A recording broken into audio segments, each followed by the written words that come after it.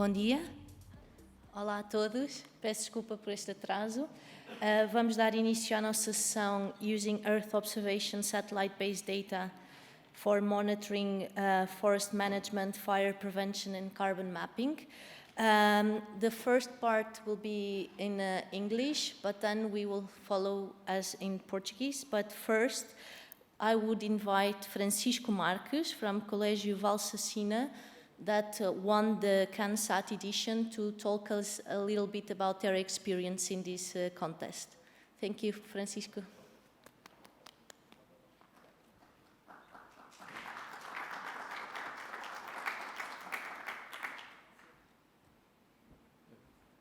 Thank you very much. My name is Francisco Marques. I'm part of the team Magnosat, winners of the CANSAT Portugal 2022, and will represent Portugal in the European CANSAT competition. This event is an initiative of Portugal Space and Ciência Viva. This contest challenges to simulate a real satellite launching mission. We created an idea and then embodied in a module and future data analysis. Our satellite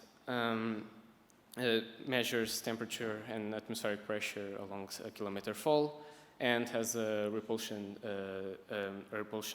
magnetic repulsion system that will make our landing system. During this contest, we learn a lot of new things that traditional school don't teach us, such as programming, electronics, magnetic fields, and 3D modeling. We gain a lot of soft skills, also as teamwork, public speaking, and time and project management. I would like to thank again to Portugal Space and Ciência Viva to let us make these projects and have the experience that we had in Ponsor, being surrounded by the people that really know, the people that are on top of the Portuguese scientific community, and let us learn from their opinions and, of course, launch our CANSAT. Thank you. Thank you. Sorry.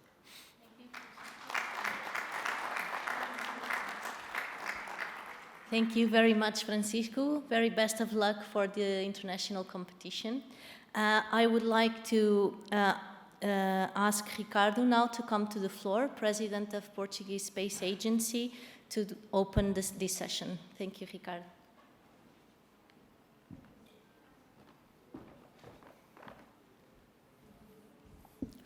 So thank you very much, Carolina, and also thank you to accept to moderate this debate.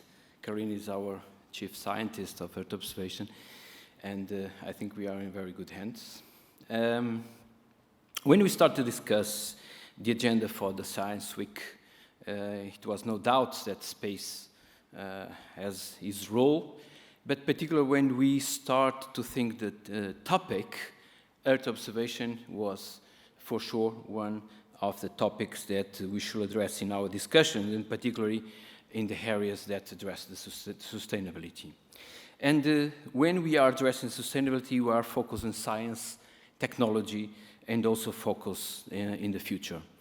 And this is the Earth observation area, using Earth observation satellite-based data to tackle the real problems of the nations, and particularly management the territory. And also things like the fire prevention, that we have our specialists here to talk about that. Also the carbon sequestration, carbon mapping. This is a huge challenge that we have in front, how to implement such models, and of course all the things related to the forest management. On Earth observation, we are collecting since many decades many data. We are collecting temperature, rain, vegetations, carbon dioxide, and of course all the things related to the weather. These massive data give us a comprehensive evolution and changes of our planet, and this data is used to feed the models to understand the drivers of change and also, in a certain way, to see our future according to several scenarios. We are creating, globally, some initiatives, a twin model of the Earth based on this information, and this will be the great game changer to take the decisions that we need toward a sustainable planet. I have now a short video to present to you, just to frame our discussion here, and particularly when we are looking to the new massive data they are foreseen and expect to increasing the launch of new mega constellations, is something that we need to combine several forces, some drive forces, particularly the supercomputing, the artificial intelligence, and also this data fusion to better understand the interactions in our planet and to put in perspectives the economic growth the sustainable economic growth that we have today, and combining all the scenarios to foresee the changes of our planet. So I will invite, I think I should press here. Space provides the infrastructure for numerous services and activities, such as personal mobility, communication, weather forecasting, precision farming, banking transactions, scientific knowledge, and even the dream of expanding the reach of humanity. Satellites and scientific missions are generating massive amounts of data. Recent developments in artificial intelligence position it as a key technology to translate all this data into useful information. Now it is time to develop the set of tools that will allow us to use AI based on satellite data to better manage the territory, developing new capabilities for fire prevention, biomass monitoring, and carbon sequestration. Emerging decentralized digital networks require new regulatory regimes. By coupling growing computing capabilities with new techniques of AI and high-resolution satellite images, we will better understand the dynamics of the impact humans have in our planet and make better decisions towards a sustainable development policy centered in people. So these are the topics that will feed our discussion here today, and I also welcome Dr. Mohamed El-Kossi, the head of the Egyptian Space Agency. I had the opportunity to visit 1 month ago the Egypt Space Agency. It's quite impressive what they are doing there. And Earth observation is one of the fields that we are also preparing our cooperation. As I said, we are preparing a bilateral cooperation agreement between the two agencies, and this will be focused basically in 3 areas. As I said, Earth observation, but also space debris and space education. So thank you all. Thank you to join us to better understand how is the future, combine all this massive data with these powerful tools, which is the supercomputing and artificial intelligence. And this is time now to pass the floor to my colleague, Dr. El-Kossi, for the Egyptian Space Agency. And I really enjoy. I hope that you enjoy, and it will be a fruitful dialogue in this section. Thank you very much also to our colleagues in this panel. Thank you.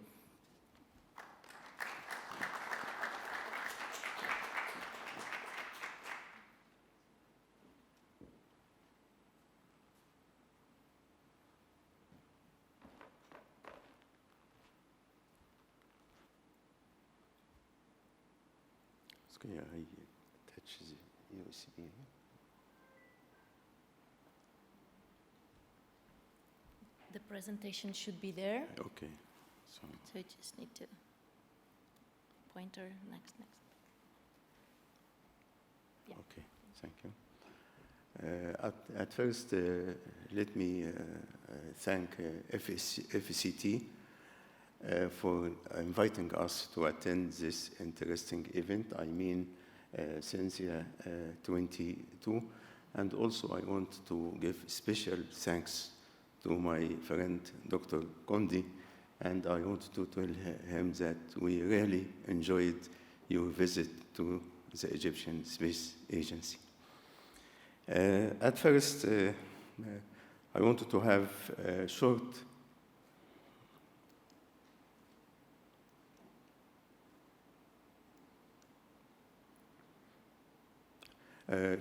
introduction about the Egyptian Space Agency. Then I will proceed to the main topics of the presentation: forest management and fire protection and carbon mapping.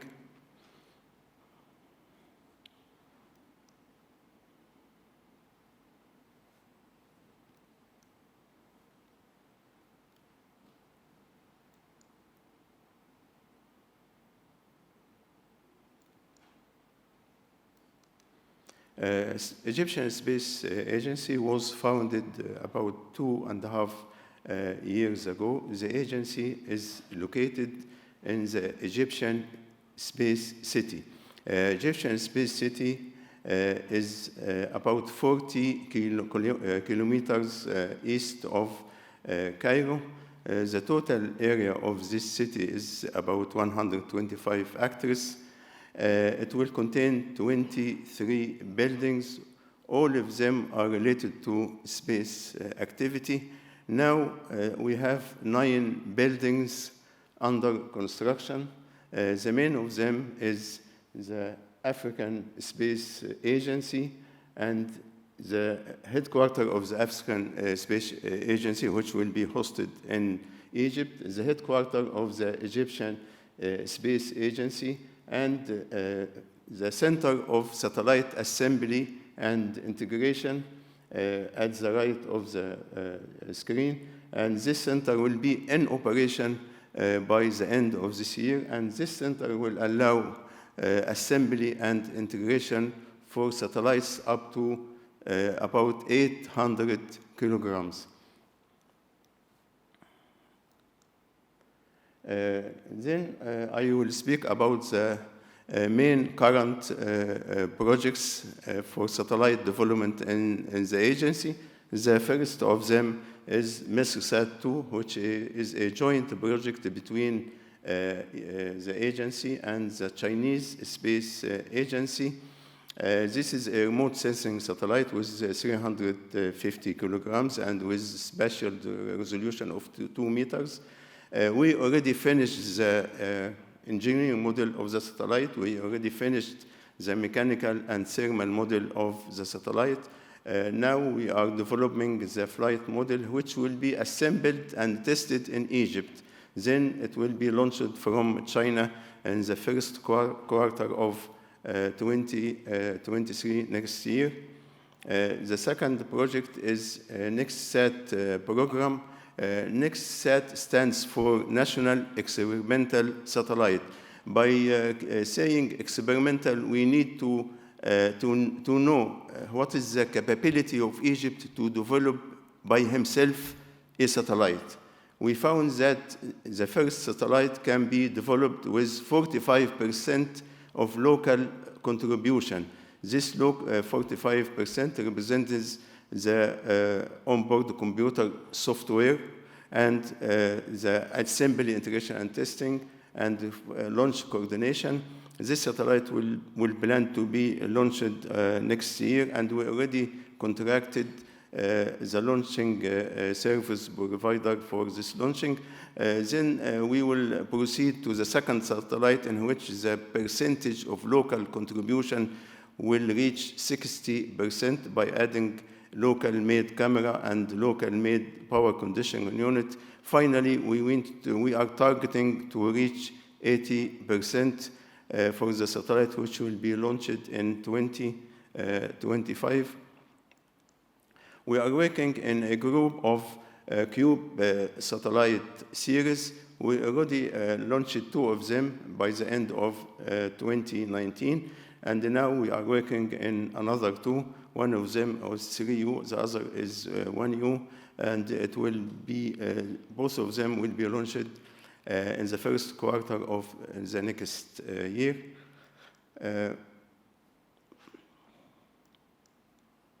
Also, we have an important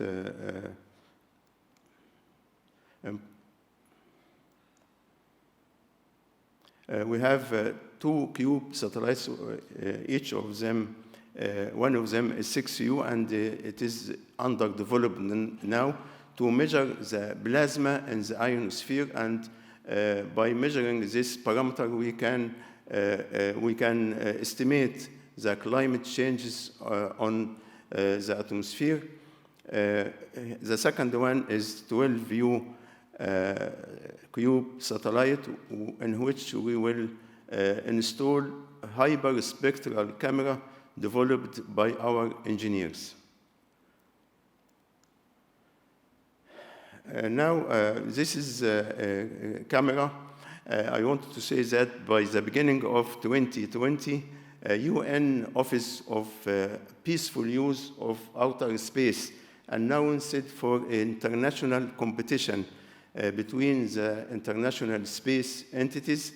We coordinated with Space Agency in Kenya and the Space Agency in Uganda and submitted our proposal in last October in Dubai during the IAC event. It was announced that we won this competition among 61 international space entities. This camera will be installed on ISS, International Space Station, for 1 year free of charge, and it will be delivered to Airbus company to be installed in February next year. Then I will now turn to the 3 main topics of this presentation. I mean forest management, fire protection, and CO2 mapping. Actually, in Egypt, we don't have forests. So to study forest management, we selected an area in Australia which has forests. Then for this area, we got the satellite image through Prisma satellite, which is an Italian project with hyperspectral camera. After this, our engineers started to apply AI techniques to the satellite image. Finally, we reach this image in which we can manage to detect fire areas, and we can manage to detect the damaged area, also where is the soil area, and also we will identify unknown areas. Through this image, we can manage the forest actions using both satellite data and AI techniques. Here we have the same photo, but in December 2019. Then another photo from Prisma satellite also we got in February, for February 2021. And applying AI techniques, we reached to the third one, in which we can see that there is a difference between 2019 and 2021. Green color started to exist in the image. This means that some of the forest fire areas which was damaged started to be green areas. This is a conventional map showing the distribution of forest fire all over the world. Now we come to the second topic, which is carbon mapping. And this is a conventional map also showing the distribution of CO2 weight all over the world. This image from Copernicus, November 2019, and the weight of carbon dioxide is calculated from a column extends through the atmosphere. Of course, all of us are known that carbon dioxide sources are classified to natural sources and man-made sources resulting from forest fires, from burning of oil, from industrial activities.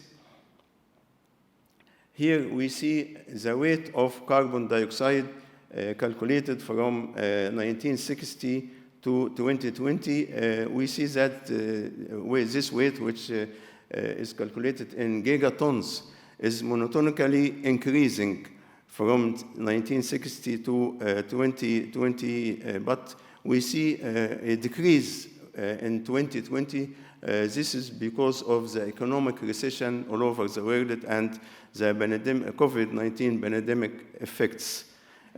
Also, we see the rate of atmospheric growth is fluctuating along the period from 60 to 2020.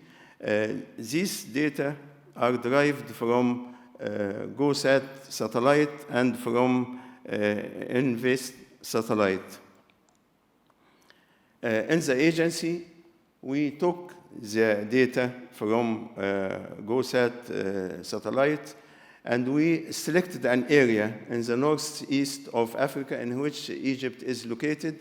And in this area, we calculated the trend of CO2 from the year 2003 to 2018. And also we calculated the trend of methane, CH4, in the same period. And we see that this trend is monotonically increasing in this period. We applied machine learning for this satellite data to have these two figures. Then we calculated the correlation between the 6 important parameters for climate change. I mean temperature, CO2 column, methane column, pressure, water vapor, and water rain. And you find that there is strong correlation between these parameters. And this strong correlation is seen by the solid line in each of these figures, except for the correlation between the parameters and water rain, which is weak, it is indicated in the figures at the bottom of the screen.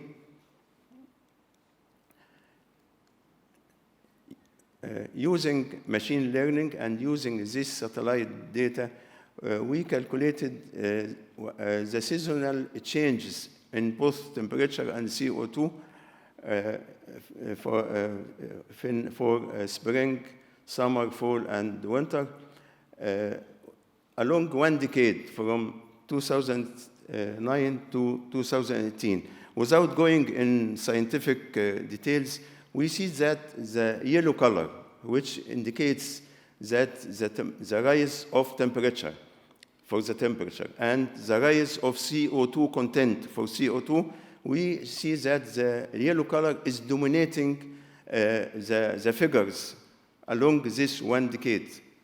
This means that surely there is a rise in temperature and there is a rise in CO2 content. Also, this is the same calculations, but using convolutional neural network techniques. Based on this data, we contacted Aerospace Academy in China, and we will start a project for a multispectral imaging system for precision agriculture and carbon footprint monitoring to get use of what we did in getting the trends of both CO2 and temperature in the periods which I spoke about it. Now, the question is, after getting all this information, what will be the practical impact to get use of this information, taking into consideration two facts. The first one is that there is a lack of information about climate change in Africa. The second fact is that the African countries are not source of climate changes, but the African countries, as we see from the last slides, are highly affected by these emissions. This made us to start an initiative called African Development Satellite Project, in which we invited 5 African space agencies, and we met in Cairo in November 2019 and announced Cairo Declaration Project to develop an African development satellite. And we agreed at that time that we will have the task to train the African students or African engineers. So we conducted a training program, invited 16 engineers from the 5 African countries for 2 weeks for a training program in the agency. Then last January, we again invited the 5 agencies in Sudan, Nigeria, Uganda, Ghana, and Kenya. And we conducted the kickoff meeting for the project, and in the same time, we allocated the task for each country to be done. In next June, we will meet in Nairobi in Kenya to follow up the actions, and we will meet once more in September in Nigeria. Then we will demonstrate the mock-up of this satellite in COP27, which will be conducted in Egypt in the next November. These are the flags for the countries which we cooperate, and I hope next presentation we will add the flag of Portuguese. Dr. Conti, please. We want to sign the MOU, and we want to activate and start the cooperation.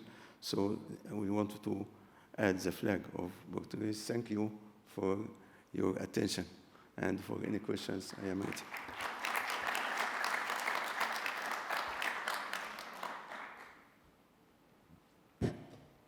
Thank you very much. I don't know if there is any question from the audience. Thank you very much for the overview of the activities, and let's hope that we can cooperate in the future. Thank you very much. Vamos continuar agora a discussão do painel em português para tentar entrar um bocadinho no cenário português da gestão da floresta. Eu ia convidar, temos 35 minutos, José Uva, do ICNF, Instituto de Conservação da Natureza e da Floresta, para nos dar uma perspectiva do ICNF e do papel quais são os métodos e os desafios na monitorização da floresta. Obrigada.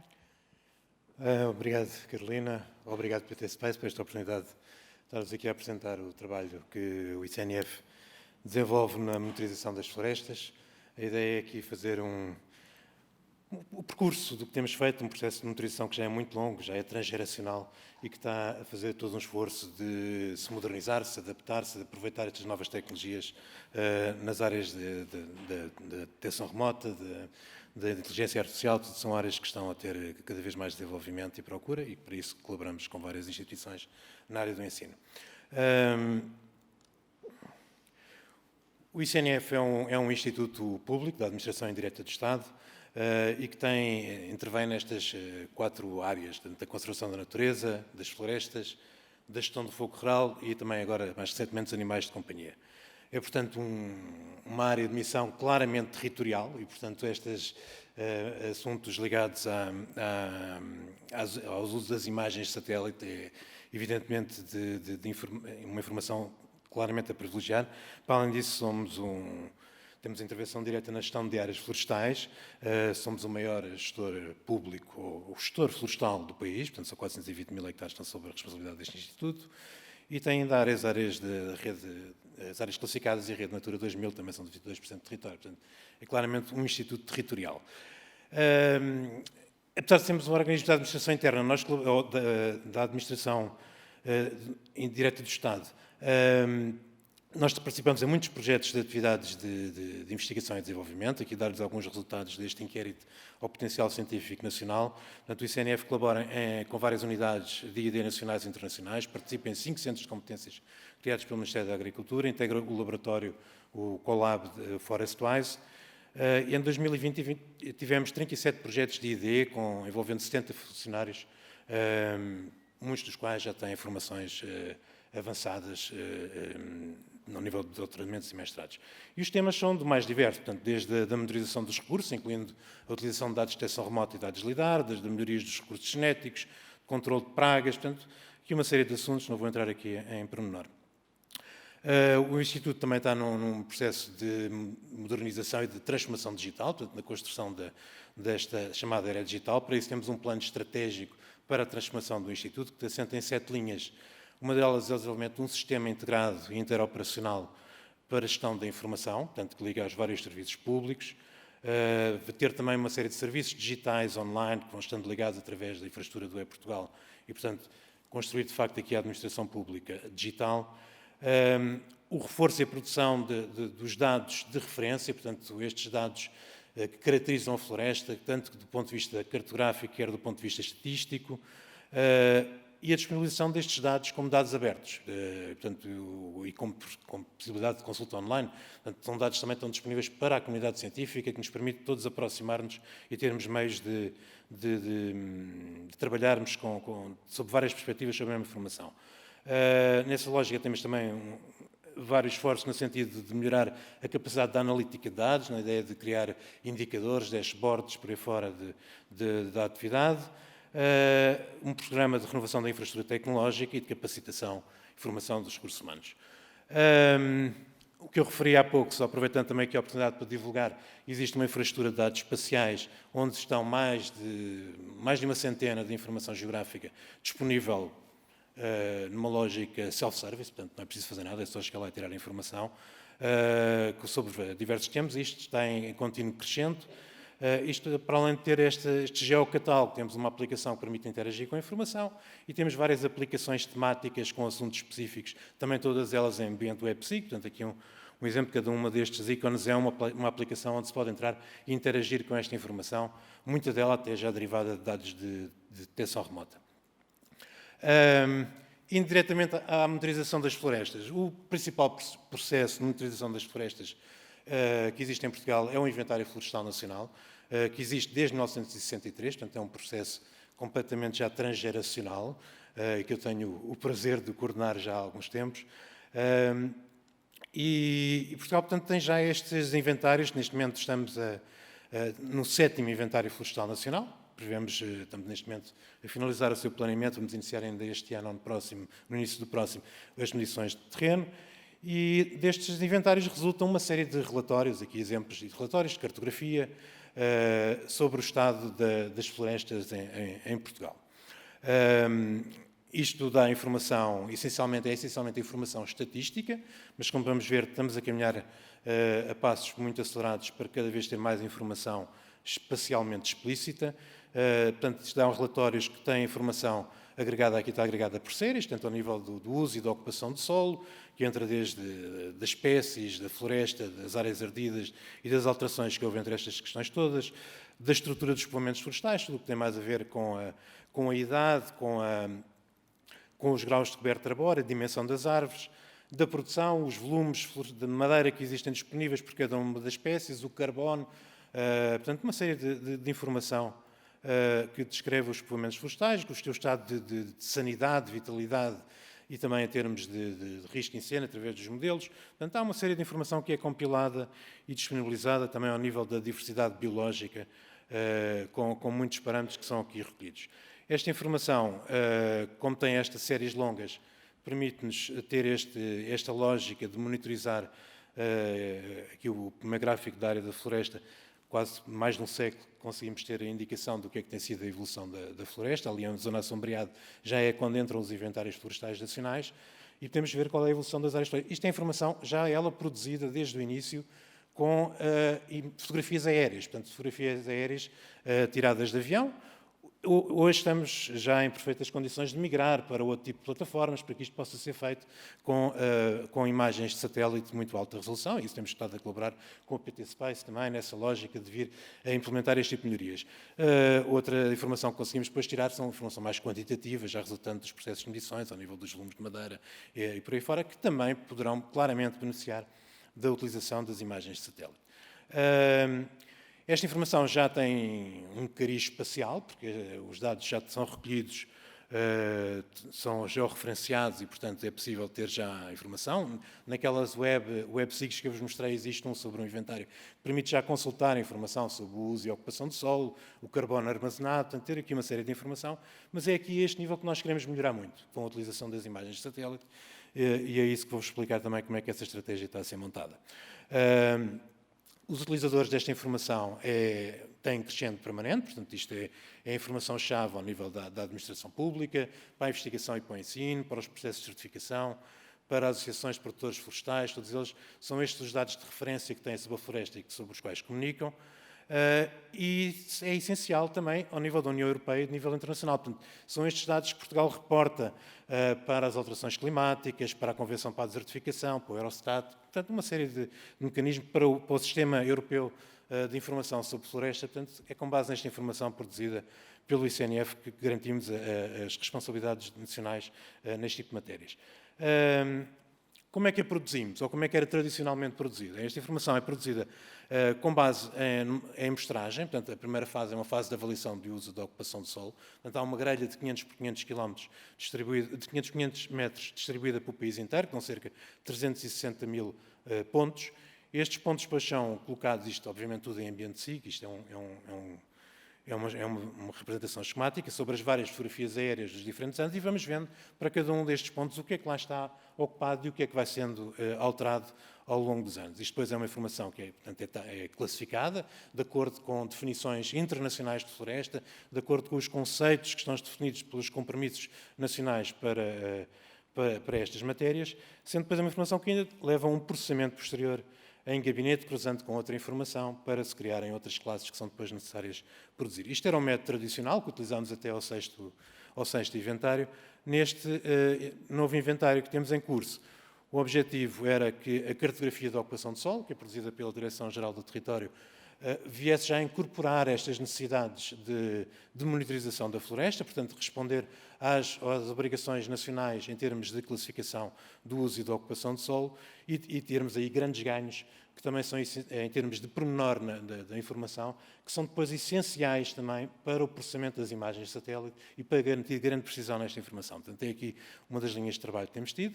Outra fonte de informação que é vital neste processo de inventário é a recolha de dados no terreno.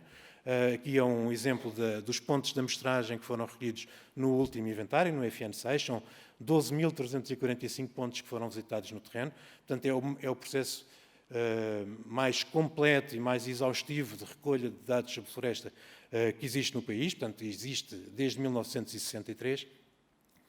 E, portanto, fazemos aqui uma recolha extremamente exaustiva de dados que nos permite depois fazer aqueles indicadores que eu vos mostrei anteriormente e que nos permite depois também cruzar com a informação de imagens de satélite e produzir aqui muitíssima informação para a caracterização da floresta.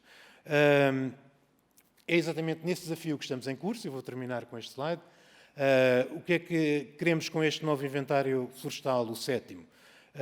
Queremos produzir nova cartografia da ocupação de solo, que eu vos explicava anteriormente, e que é uma cartografia que também beneficia muito das imagens de satélite e da informação que daí possa ser reduzida. É um trabalho que estamos a fazer em parceria com a Direção-Geral do Território. Queremos vir a produzir um WebSig, na linha de desenvolvimento daquilo que eu vos mostrava anteriormente, que tivesse informação mais detalhada, portanto, com maior pormenor espacial, que permitisse-nos chegar até ao nível concelhio, ou ao nível baixo disso, para ter informação sobre a estrutura da vegetação, os volumes de madeira, o carbono armazenado, portanto, ter aqui uma série de dados de maior pormenor. E aqui vai ser essencial os dados de observação da Terra, portanto, tirados de satélite. Esta informação também irá migrar para trabalhos que já temos em curso ao nível da cartografia dos serviços de ecossistemas. É aqui que temos dados quantitativos rigorosos para poder fazer este tipo de avaliações e fazer a monitorização anual destas alterações. Portanto, a ideia é que, tendo uma base anual bem fixa, bem feita para um ano de referência, depois com as imagens de satélite podemos fazendo as alterações e, posteriormente, 5 anos, 6 anos depois, fazemos nova atualização mais aprofundada. Este é o plano que está em curso. Como é que pensamos que vamos resolver este assunto? A estratégia é uma estratégia de Big Data, portanto, de compilar uma série de informação com dados síncronos, portanto, recolhidos todo ao mesmo tempo, permitem ligar os dados das imagens de satélite aos dados de campo. E que dados são estes? Portanto, são estes dados das imagens, quantos mais melhor. Hoje já não faz sentido trabalhar com uma simples imagem. Os processos hoje, com a inteligência artificial, permitem-nos trabalhar com quantidades enormes de imagens em simultâneos e com elas construir modelos. Portanto, é o que temos pela frente. Com os dados LIDAR, Portugal tem neste momento em curso o processo de vir a ter a primeira cobertura LIDAR de dados que vai permitir ter uma medição muito rigorosa da altitude, da altura da vegetação e da superfície de terreno, de produzir também um modelo digital de terreno de altíssima precisão, fundamental para o processamento das imagens de satélite. Queremos ter, então, os nossos dados de terreno, estes feitos no Inventário Florestal Nacional, portanto, com uma amostra extremamente intensiva e adaptada, com uma georreferenciação muito precisa, que permita depois fazer o correlacionamento com as imagens de satélite. E integrar também aqui os processos administrativos do próprio ICNF. O ICNF tem uma série de... as autorizações de cortes, as autorizações de arborização, têm hoje já uma base geográfica, faz parte do tal sistema de informação que nós temos em desenvolvimento. Portanto, nós temos uma série de informação auxiliar que nos permite cruzar estes dados todos. E, portanto, é esta perspectiva de que, integrando esta informação toda, é possível darmos um salto muito quantitativo que eu vos queria deixar aqui e também deixar um bocadinho aberto para a nossa discussão que seguirá. Muito obrigado pela vossa atenção. Muito obrigada. Temos aqui então já identificado um grande desafio do Big Data e a necessidade dos dados in situ, ligar com as imagens de satélite, mas também há outro desafio que é como é que comunicam estas instituições todas e estes dados para prevenir os fogos florestais. E se calhar agora passava a palavra ao Tiago Oliveira, o Presidente da Agência Portuguesa para a Gestão dos Fogos Rurais. Não sei se queres fazer daí a apresentação ou daí... Sim, ok. Obrigada, Tiago. Viva, bom dia. De facto, é Big Data, Big Organizations, é tudo big. Mas a confusão é muita. Há muitas instituições, há uma cultura de silos, há uma cultura de proteção de dados, dos metadados, ninguém coopera, é tudo uma grande dificuldade do país. Tem uma cultura muito institucional, muito difícil, uma lógica muito napoleónica, de cima para baixo, em que o cliente, o cidadão, contribuinte, eleitor, é pouco relevante e, de facto, é muito difícil. E o nosso papel enquanto agência não é ser o catalisador a que desaparecemos quando a reação acontece, mas é ser o ambiente de encontro destas pontes, não é? E estas agências, nesta cultura institucional portuguesa, têm sempre a dificuldade de aparecerem e serem observadas como o núcleo de on the block e terem uma dificuldade cultural de serem assimiladas. E o nosso papel aqui é muito juntar as partes e procurar que as coisas aconteçam. O esforço do ICNF é um esforço, de facto, de vanguarda, há muitos anos a tentar cartografar e quantificar a vegetação. Outras entidades surgem, mas, de facto, há uma dificuldade grande de garantir, por exemplo, que haja uma única entidade que compre uma cobertura aérea ou fotogramétrica ou imagens de satélite e que essa entidade depois distribua para todas as outras. Continuamos a ver a entidade A a comprar a imagem, depois não cede os dados à entidade B, depois a entidade C também decide comprar mais uma imagem. Às tantas, de facto, os Big Data, há ali muito trabalho de integração da informação, o que não se compreende, com uma série de dificuldades e faltas de sinergia. O nosso papel não é fazer isso, mas é alertar para que isto continue a acontecer e que os dirigentes máximos das instituições cooperem ao máximo nível e não se deixem ir nas disputas parcelares que existem. Portanto, a nossa preocupação aqui pediram-nos a nós para dizer o que é que a gente faz, o que é que a gente faz com as informações e com os dados.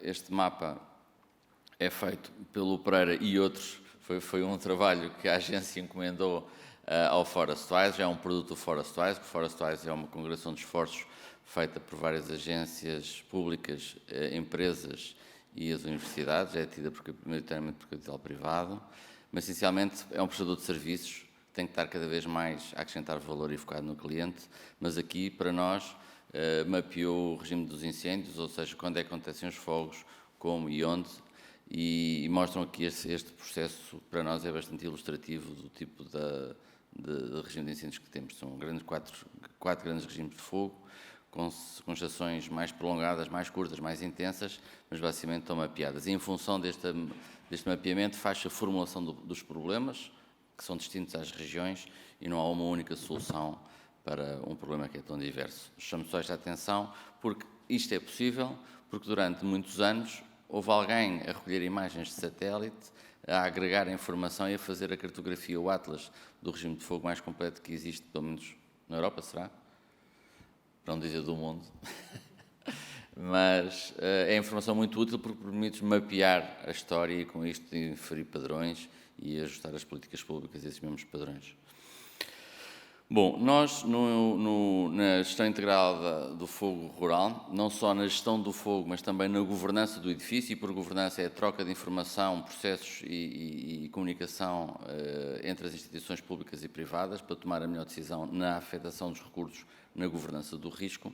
Nós entendemos que as imagens de satélite ou os dados de observação da Terra, ou baixa altitude, airborne, o que seja, bom, informação recolhida alguns metros acima das nossas cabeças, é muito importante para fazer a atualização da informação da ocupação do solo, para estimar a percentagem de coberta e a estrutura da vegetação, seca, como é que está arranjada também e quanto é que ela ocupa na superfície, e depois quantificar a biomassa, e depois tem uma série de derivações com os carbonos e esta capacidade de monitorizar este trabalho. Andamos uns esforços grandes com a ajuda da PT Space internacionais para tentar encontrar parcerias que nos apoiem a ter Portugal no mapa para mapear de uma forma recorrente o estado da vegetação, quem limpou, onde limpou, e a facilitar com isto todos os processos associados à fiscalização de se está limpo nas traseiras da minha casa, se aquele mosaico que era suposto ter sido limpo ou foi explorado também está limpo ou não. Limpo, uma facilidade de linguagem, é a gestão de combustíveis.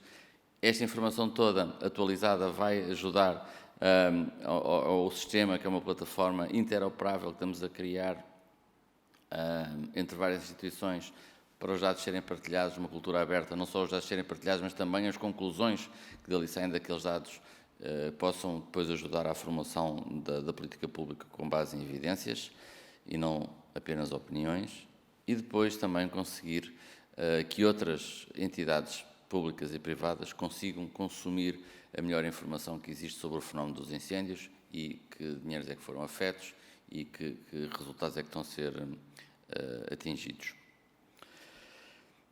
Quais são os 3 pontos fundamentais para que a gente precisa de informação? É a questão da prevenção no interface urbano-rural, ou seja, à volta das casas, que é aquilo que suscita a grande preocupação, nomeadamente do aparelho político e do risco que existe sobre os cidadãos, onde está o principal valor. Depois, a capacidade de apoiar a gestão e a dissuasão, a detecção e depois algum apoio ao outro na supressão, ajudando ao pré-posicionamento dos equipamentos e dos recursos humanos.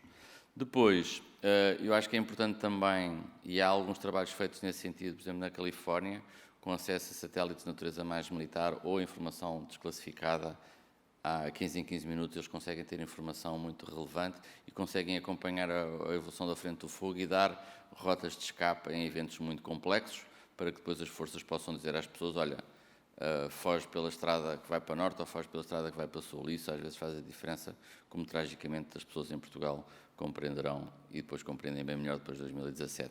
Portanto, é importante aqui, se calhar, ter alguma informação também a apoiar a decisão. Depois, tudo o que é estratégias de prevenção, em que nós não podemos limpar tudo, nem porque é economicamente ineficiente, é ecologicamente errado, é socialmente impossível, porque não há pessoas para fazer isto tudo, ou máquinas. Portanto, é importante que nós saibamos identificar quais são os pontos relevantes e estrategicamente têm que ser tratados, com que frequência é que eles têm que ser tratados, e depois acompanhar esse tratamento dessa vegetação, se foi limpo, se não foi limpo, e conseguir mobilizar os donos da terra e as entidades que a gerem, quando uma pessoa limpa aquele território ou faz a gestão dessa vegetação, o prédio contíguo também o aconteça, para que não haja aqui efeitos de free riding ou outros processos de transferência de risco que, infelizmente, acontecem em grandes atores ainda na sociedade portuguesa, nomeadamente nas questões de limpar e deixar os sobrantes, e depois o fogo vem e projeta esses mesmos sobrantes em projeções difíceis para áreas vizinhas. Portanto, é importante que as imagens permitam recolher um conjunto de informação à escala da paisagem, isto é, à escala em que o fenómeno se expressa com maior capacidade, também é essa a mesma escala em que a gente consegue intervir sobre ele. Portanto, são estes os três grandes pontos que a gente precisa das imagens e com informação atualizada com níveis de detalhes diferenciados. Bom, não quero mais referir, e eu aproveito aqui o Ciência, porque nós quase todas as semanas recebemos e-mails de equipas de investigação que descobriram mais uma torre, uma forma automática de detectar os incêndios, com coisas fantásticas e incríveis que prometem acabar com os fogos se eles forem detectados prontamente. É a maior mentira que existe. Os fogos resolvem-se com gado no monte, com fogo controlado por baixo a limitar os sobrantes e a gerir a vegetação, e com alguma outra faixa a impedir que o fogo numa determinada altura passe, ou pelo menos em alguns sítios mais críticos, ou pelo menos dê a oportunidade às forças de combate de apertar com aquele incêndio naquele sítio e levá-lo à extinção naquele sítio. Portanto, as equipas de investigação, por favor, não investiguem mais métodos de detecção remota de incêndios nascentes. O mercado está cheio disso, muito barato em todos os sítios. Não é uma questão, não é a última Coca-Cola do deserto.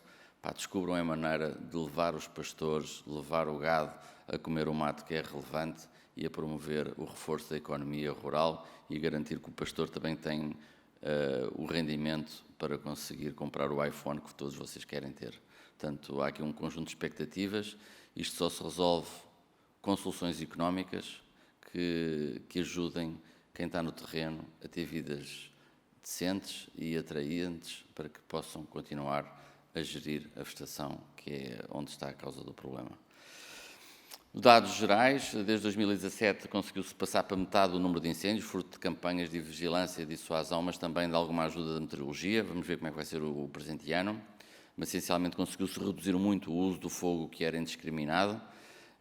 Baixou-se também o incendiarismo, mas mantém-se os incêndios de natureza mais acidentais ou as trovoadas ou tempestades. A área ardida, consequentemente, baixou por variedíssimas razões, também meteorológicas, e conseguiu-se, pelo menos, que de 2017 para cá a proporção da área arborizada fosse decrescendo, tendo-se que o ano passado sido o ano em que houve menor proporção da área arborizada ardida nos últimos, pelo menos, 10 anos.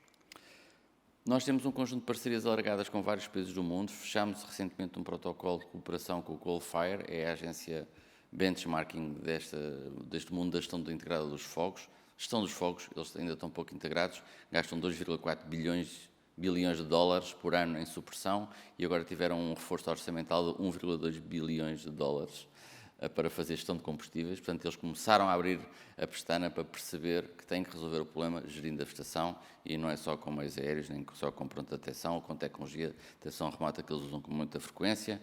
Parcerias com o Chile, com o Brasil, são muito relevantes para nós, bem como com a África do Sul, com a Austrália e a Nova Zelândia. Portanto, isto também abre um mundo imenso para, não só na ciência, mas também na gestão das operações, ir aprender com os outros aprenderem connosco. E, por fim, também informo e anuncio, já temos vindo a anunciar, que Portugal vai ser o país anfitrião do 8º Congresso Mundial de Incêndios, que vai acontecer no Porto.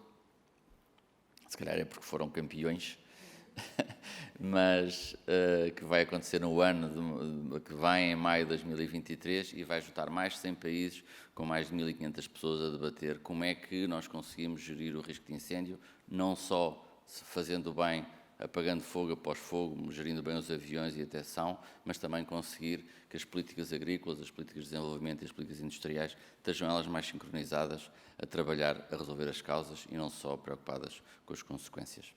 Obrigado. Muito obrigada, Tiago. Uma mensagem muito clara. Antes de lançar o desafio ao professor José Miguel sobre como é que a ciência pode desbloquear algumas destes problemas, não só a ciência, mas talvez a cultura científica de partilha de dados, partilha de conhecimento. Ia talvez passar à Joana, acho que ela nos está a seguir online, para uma participação virtual e falarmos um pouco da cooperação internacional para a monitorização das florestas. Joana, estás aí? Olá. Olá, Joana. Consegues ouvir-nos bem? Olá, tudo bem? É um prazer. Sim. Tá. Sim. Nós ainda não te estamos a ver, mas estamos-te a ouvir já. Ok, já te estamos a ver. Prazer, muito obrigada por te ligares a nós hoje.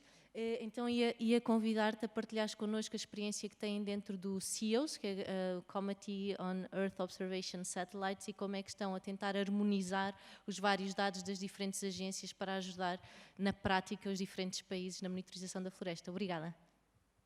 Nada, é um prazer e eu vou falar sobretudo, quer dizer, o CEOS tem imensas iniciativas de integração dos dados e de colaborações. Eu vou focar se calhar um pouco naquilo em que eu tenho trabalhado mais, que tem a ver com um grupo para contribuir para o setor AFOLU e tem sobretudo para a biomassa. Eu penso que vocês têm a minha apresentação aí com vocês já? Sim. Ok. Já estamos a ver. Okay, should I speak in English maybe? I'll bring you an international initiative, so I will speak in English if you don't mind. And it's a pleasure for me. So I'll, in the next few minutes, I will share with you some of the CEO's initiatives that are related to these topics that we have discussed here. So in specifically the biomass mapping for forest management. So CEOS is the Committee on Earth Observation Satellites. The CEOS funding is always bottom up through individual agencies. That's why my work within the CEOS group is supported through the USGS Silver Carbon program. So let me see next. So CEOS has 63 members, mostly space agencies that operate more than 200 satellites. And since the Paris Agreement, in particular due to the inclusion of the global stocktake element in the agreement and its collective view on progress, so it's the first time we'll have, under the convention, a collective view on the progress, the systematic observation community, of which CEOS is part of, has been thinking on how they can better contribute to the process. And there are two ways in which space agencies and CEOS can contribute to the process. One of them is contributing directly by submitting independent global estimates to the global stocktake process. The second one is indirectly through the support to national technical teams in their reporting requirements. So when preparing the national forest inventories that Uwe just showed, the greenhouse gas inventories, the NDCs, BTRs, so through the uptake of the products in country reporting, that's an indirect contribution to the global stocktake. And this indirect contribution is potentially very relevant if we consider that there's an increased stringency in the reporting requirements that, in particular, developing countries are facing. So in the transition from the current MRV framework to the enhanced transparency framework, countries will have to adjust and report more frequently, and many of these countries don't even have NFIs. So to estimate the greenhouse gas fluxes, we need biomass information. And one subgroup of the CEOs, that's what I was telling, there are plenty of groups from CEOs. There's one roadmap task team for the AFOLU and a subgroup for biomass harmonization. And they are focusing exactly on that, on how to measure biomass globally and consistently and accurately using these new capabilities. So, next. Oh, yes. Previous.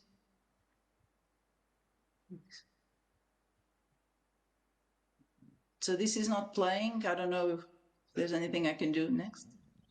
No, previous.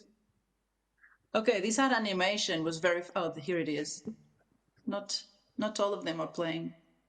Okay, so this was showing the films for the, oh, here it is, the Jedi. And why is it relevant now? It's because in addition to the demand from national technical teams, we also have now in space satellites that were designed specifically to measure biomass. So we have the JEDI in the bottom that complemented with the ISAT for the poles will provide a global coverage with LiDAR information. And in the next few years, we will also be able to complement this information with the NISAR and the biomass European mission that are that use radar technology. So combining the two can be very interesting. So the biomass harmonization next. The biomass harmonization group is constituted by scientists that are exploring these technologies and these capabilities to develop these global biomass maps. And the group started their collaboration around 2 years ago, and initially the objective was to produce an harmonized map, to a CEO's endorsed biomass product that would reduce the confusion of having several different maps saying different things. At present, the objective moved a little bit away from this. So we don't really want just to have one biomass. We are working more towards an harmonizing methodology and best practices. So we don't want to ruin a very good map by combining it with a not so good map. So not so much about having a single product, but having harmonized methodologies.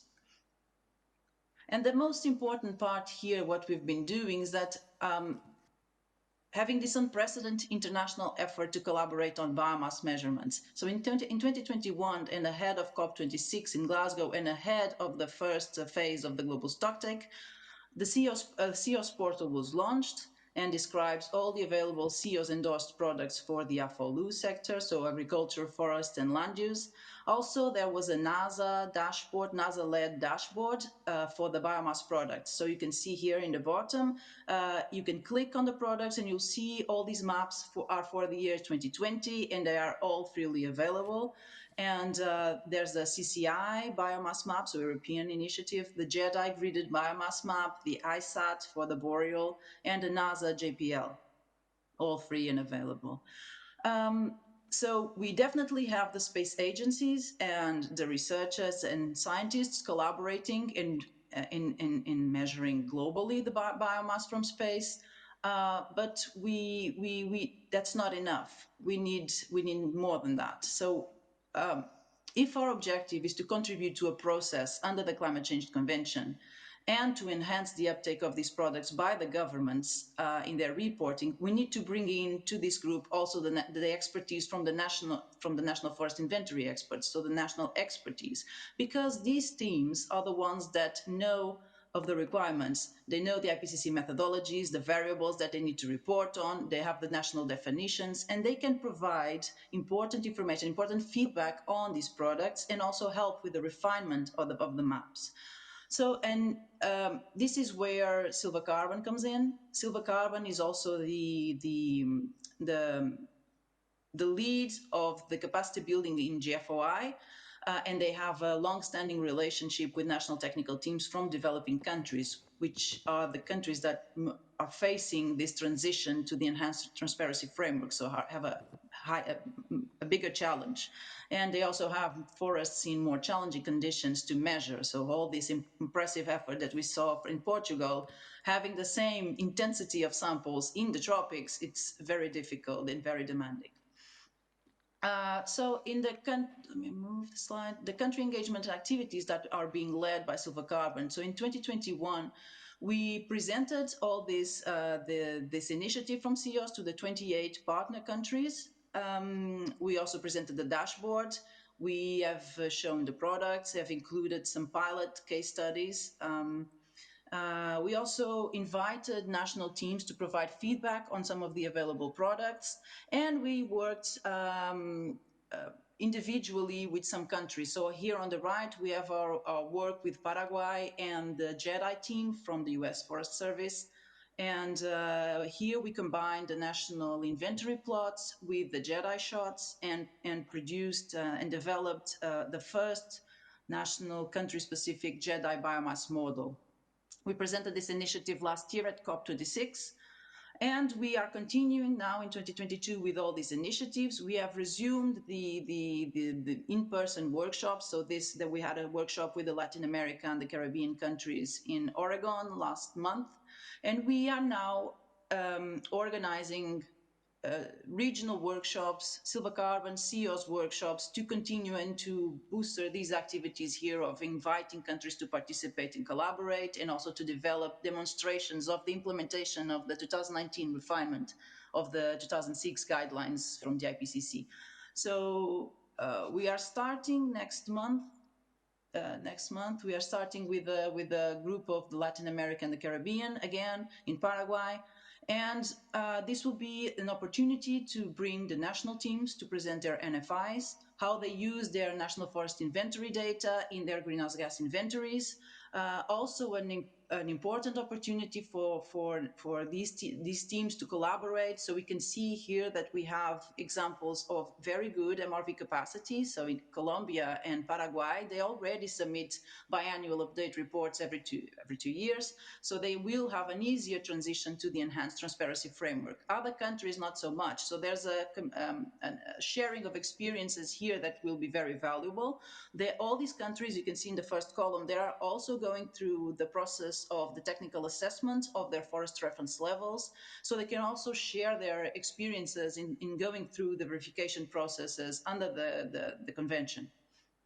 In addition to the national teams, we will have the main space agencies that have products representing their products. So JAXA, ESA, and NASA will be presenting their products. Will also be demonstrating and showing how they envision that their products can be used to support the national inventories and the reporting to the Climate Change Convention. And in addition, we will have a group of expertise, LULUCF experts, land use change and forestry experts that can be experts in the IPCC guidance. So they can be authors of the guidance, in particular the new refinement 2019, but also LULUCF experts nominated in the UNFCCC roster. So the experts that are nominated by the governments, and they are part of the assessment teams of the submissions from countries. So this expertise will be important to link two different groups that speak very different languages. So a top-down approach and a bottom-up approach, and these experts of the guidance can help in the communication and understanding how the data sets need to be handled and presented in a way that can be actually taken in the reporting. And it will not be just dumping information. We will also have a practical workshop with a 2-day field visit to remeasure an NFI plot that is coincident with a JEDI shot, and it should be very interesting. So this will be replicated then in Africa and Southeast Asia. And I will stop here because I could talk about this for hours, and I think you had excellent presentations and you have a lot to discuss. So thank you for your interest. Muito obrigada, Joana. Muito interessante, e nós temos muito pouco tempo para a discussão, mas eu ia lançar aqui, aproveitar. Nós vimos que há muitas ferramentas, há muitos satélites, há muitos dados, e se calhar o desafio é mesmo a integração e pôr toda a gente a conversar, top-down, bottom-up. E então eu ia, se calhar, como o tema desta conferência é ciência, pedir ao professor José Miguel se pode, se calhar, falar um pouco de qual pode ser o papel da ciência e da cultura científica nesta partilha de dados e partilha de conhecimentos. É mais fácil cooperar internacionalmente do que nacionalmente. Obrigada. Tá, é automático, pode falar. Ok. Sim, já me estão a ouvir. Obrigado, Carolina. Eu queria começar por agradecer à organização pelo convite. E então o desafio que me foi feito foi falar dos desafios e projetos em curso do ponto de vista do papel da ciência e da investigação.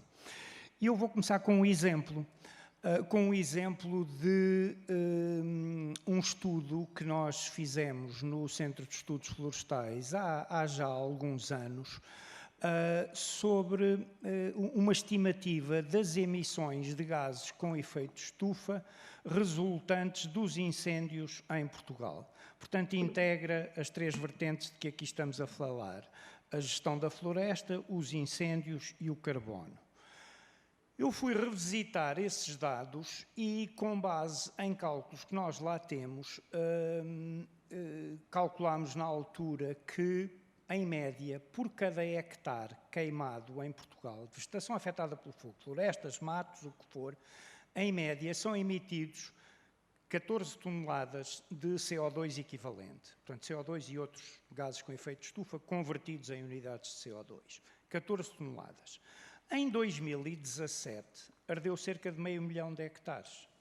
o que quer dizer que foram emitidas 7 megatoneladas de CO2 equivalentes em consequência de incêndios, de queima de vegetação.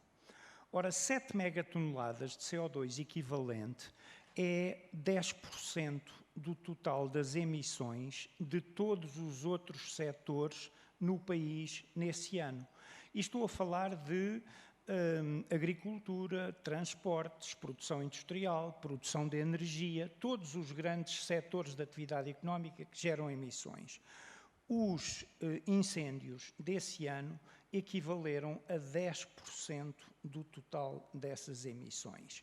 O que quer dizer que são da mesma ordem de grandeza que as emissões da agricultura e da pecuária e que são da mesma ordem de grandeza que toda a atividade de produção industrial, excetuando a produção de energia.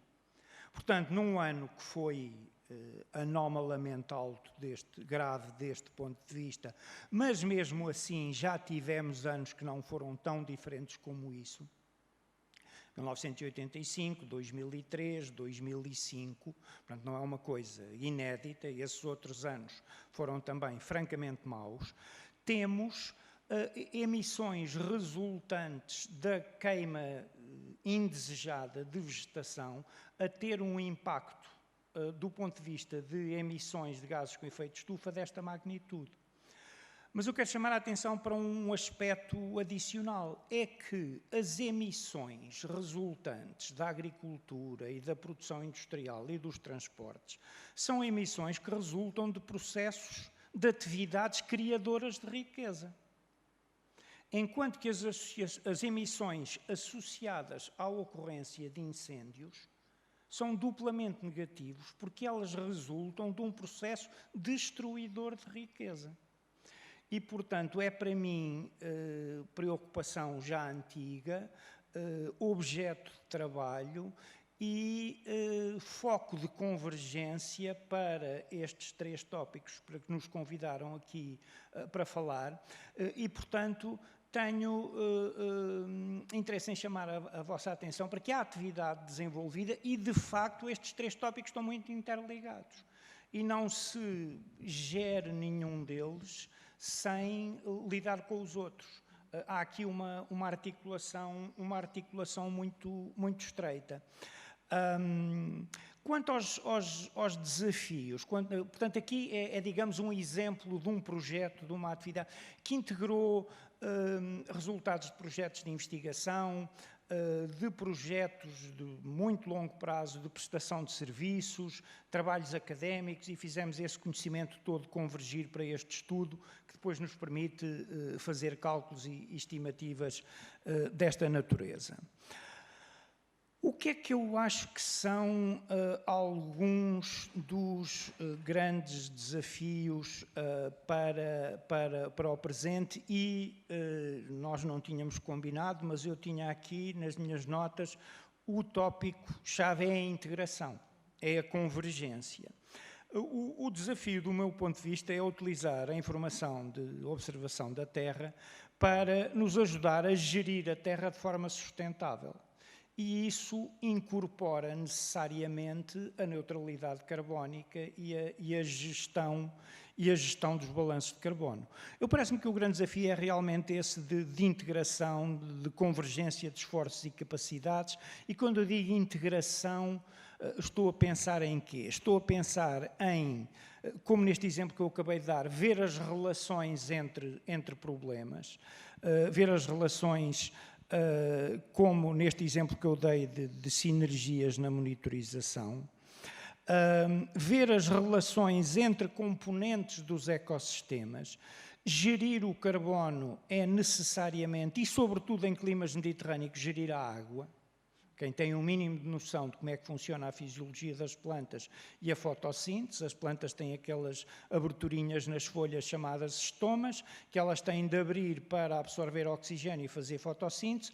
Quando abrem essas, estoma em grego quer dizer boca, portanto, quando abrem essas boquinhas, perdem água do seu interior, transpiram, correm o risco de secar e, portanto, as próprias plantas têm de gerir estes trade-offs entre absorver carbono não perdendo muita água. Num clima mediterrâneo e com as tendências de alterações climáticas que estão já em curso, nós não podemos nem devemos dissociar gerir o carbono de gerir a água, porque isso é assim que os ecossistemas funcionam e não podemos contornar nem iludir essa integração que está feita na natureza. Outro aspecto no qual eu acho que é muito importante promover a integração é entre a produção de conhecimento e o consumo de conhecimento. E aí, pelo meio, com um passo híbrido que é a coprodução de conhecimento. A ciência produzir conhecimento em colaboração com os destinatários finais. Hoje em dia há um conjunto de expressões usadas mais no meio científico, investigação translacional, gestão adaptativa, andam todos à volta destes conceitos de integrar o trabalho e promover a colaboração entre quem produz conhecimento e quem consome o conhecimento. Eu posso dar outro exemplo. Nós, no Centro de Estudos Florestais, gerimos uma rede portuguesa de observações de fluxos de carbono e de água. Não fazemos parte, não somos país membro da iniciativa europeia que se chama ICOS, Integrated Carbon Observation System, mas seguimos as metodologias que eles desenvolveram e gerimos, há 4 torres que medem infraestruturas, que medem mais ou menos permanentemente os fluxos de água e de carbono entre o solo, as plantas e a atmosfera, e isso dá-nos informação preciosa sobre se a vegetação está a crescer bem ou não, se está saudável ou não, se está com falta de água, se está a reter carbono ou a emitir carbono, e portanto, informação extremamente útil, e interessante e valiosa do ponto de vista científico. Mas, muito recentemente, a pessoa que preside a uma das associações de produtores florestais, mais da parte sul de Portugal, da gente que gere a floresta dos ecossistemas mediterrâneos, sobretudo os montados, me vinha dizer que fizeram muito bom uso da informação produzida sobre estas torres de fluxo, nomeadamente quanto à gestão dos montados, à tirada da cortiça e a coisas com implicações super práticas de terreno para os produtores florestais, e era ele a dizer-me: não se consegue construir mais torres, montar aí mais torres noutros sítios, e tinha sugestões concretas de fazer parcerias com as associações de produtores florestais locais que cederiam terrenos e seriam clientes dessa informação. Portanto, há apetência para esta integração, e isto leva-me também a outro aspecto da integração, que é a integração, portanto, com o setor privado, com a economia produtiva, mas também, e já aqui foram referidas e estão representados, organismos da administração pública com papel decisivo no setor, o ICNF, a AGIF, não está cá, mas foi mencionada a Direção-Geral do Território, com o seu SMOS, o Sistema de Monitorização da Ocupação do Solo, e portanto, todas estas componentes têm de interagir. Falou da água, por isso também podíamos falar da APA, não era? Exatamente, a APA, com certeza. E depois há a vertente internacional. A Joana falou aqui do CIOS e das iniciativas viradas para a biomassa. Há também o Global Forest Watch, que é extremamente importante na monitorização das dinâmicas de área florestal em todo o continente. O Copernicus Land Monitoring Service, uma iniciativa europeia, mas eu queria chamar a atenção para o ICOS, o Integrated Carbon Observation System. Esse ICOS são sensores in situ, torres in situ? Esse ICOS é uma iniciativa europeia de infraestruturas de medição de fluxos, mas que já estão muito integradas com a observação da Terra, com a detecção remota. Eles fazem, e nós fazemos na torre local aqui o Centro de Estudos Florestais com que trabalhamos e que gerimos, fazemos ligações com a detecção remota para cima e para baixo. Para cima com imagens de satélite e para baixo com um trabalho já de bastantes anos consecutivos de espectrometria de campo. Portanto, com espectrómetros portáteis que podem medir áreas desde uma folha individual até serem instalados no alto da torre a umas dezenas de metros de alturas e medir um footprint com umas dezenas de metros quadrados, e fazemos monitorização muito frequente da fenologia, da evolução do estado da vegetação, da atividade fotossintética. Portanto, essa integração já existe, já é muito íntima e é parte vital do processo de operação dessa infraestrutura. O que é que se passa? Portugal não faz parte deste sistema. Portugal segue as metodologias, acompanha os trabalhos, mas nunca conseguimos arranjar financiamento para ser membros integrantes do sistema. Quando agora há este push, esta preocupação com a monitorização do carbono, a quantificação, o mapeamento do carbono, parece-me que essa seria de dar atenção, que seria uma prioridade a considerar, promover, facilitar a entrada de Portugal como país membro para este sistema. Nós estamos a trabalhar no âmbito de um projeto financiado pela linha de infraestruturas da FCT, um projeto que é o POR-Biota, que olha para o funcionamento dos ecossistemas e para a biodiversidade e tem uma vertente de carbono e de fluxos.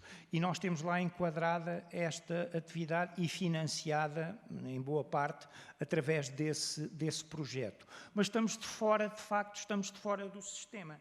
E o que é que perdemos por estar de fora do sistema?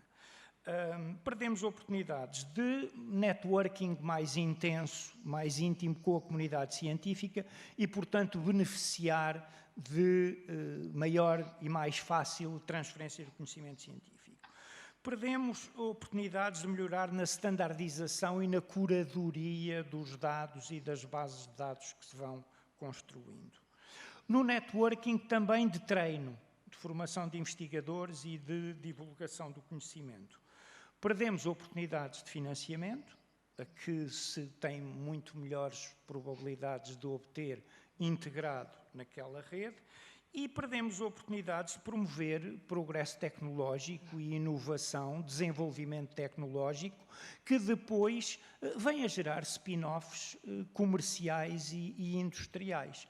Penso que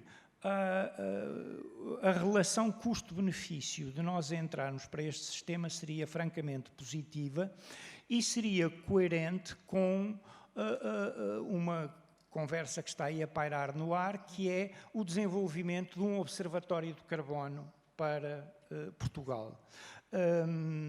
Eu espero que essa iniciativa vá para a frente, espero que ela transcenda o domínio de que aqui estamos a falar estritamente da floresta. Eu gostaria de ver, e o carbono, eu mencionei que é inseparável da água, eu gostaria de ver Portugal, a breve prazo, congregar estas capacidades, estas instituições e estas competências para criar um observatório para o uso sustentável da terra. Integrando estas várias vertentes. Muitos desafios. Portugal é um país costeiro, também a parte do carbono azul também é muito interessante aqui integrar nesta perspectiva toda. Earth Observation é uma peça do puzzle, não é? Ficámos aqui e o puzzle é mais complexo e temos de fazer maneira de simplificar um bocadinho este puzzle ou entendermos melhor como se encaixam todas estas peças. Nós já estamos muito acima do nosso tempo, eu não vou ter tempo de fazer mais perguntas, mas acho que ficaram aqui mensagens muito claras e muito diretas e desafios concretos que cabe-nos a nós agora tentar resolvê-los e tentar fazer com que a ciência também responda a estes problemas. Muito obrigada a todos que estiveram a assistir, muito obrigada a todos os participantes e por aceitarem o convite de estar aqui a discutir. Continuamos a nossa discussão à hora do almoço, diria eu. Obrigada.